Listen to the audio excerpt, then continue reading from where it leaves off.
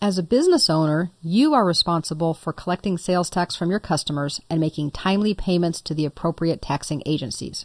This might be monthly or quarterly. QuickBooks is going to keep track of the amounts. You have to keep track of the fact that it needs to be paid. It's actually quite a simple process from this point forward. Because the taxing agencies are considered vendors, we're going to go up to the vendor menu. Then you'll see that there is an entire sales tax menu with a flyout. And from here you can do several things. You can look at your sales tax code list. You can look at a report that shows you your sales tax revenue summary, how much money you got and from who. You can look at your sales tax liability as well. If you feel like there needs to be an adjustment, there's an option to do adjustments. But what I'm going to do is simply pay my sales tax. When I give that a click, it opens a fairly simple dialog box. This is just writing a check. QuickBooks already has all of the numbers. You could have printed out a report if you wanted to see that, but all I want to do is write the check. What I know is that normally when you have these things that are due, it's not due at the end of the month. It's usually due like the 15th of the following month. So if I'm going to pay taxes through August, then it's probably due September 15th. So I'll go ahead and write the check, don't want to rush into this, on the 14th.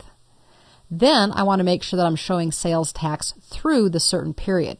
Now normally when QuickBooks opens up, it will default to things, and if you're paying things monthly, it should be correct. But we're kind of working back and forth with dates here that are somewhat in the future. So I'll say I want to see all of the sales tax that was due through the end of July.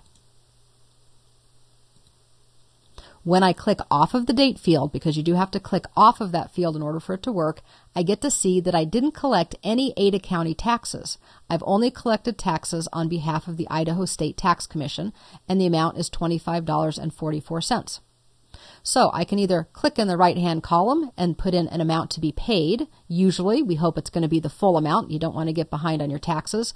Or there's a button on the bottom left that says Pay All Tax. That will go ahead and fill them all in. So if you have multiple agencies, that's going to be much quicker. You also can make an adjustment from here. Because I want to print this check, I'm going to check to be printed, so that'll add it to the check printing queue. Tells me that my bank balance has enough money to pay the $25.44. The only thing I have to do is click OK. And I can kind of say a ta-da, because that really is all there is to paying your sales tax. Sales tax isn't something that comes out of your pocket. In other words, it's not your company's profitability that's being hit here. You're simply an agency who collects on behalf of the taxing authority. Since you're meeting with the customer, it's easier for you to collect it than for the tax agency to try to get everyone to file how much they spent or anything like that. Now, I think we all can tell why that would not be an effective way for the state to collect taxes. So instead, they put it upon us as vendors and company owners to do so. And it really is okay, because QuickBooks makes it a fairly simple process, as long as we set it up correctly, include all of our taxing agencies, and then make sure that the sales tax is being properly applied to products and services, as well as to each individual sale.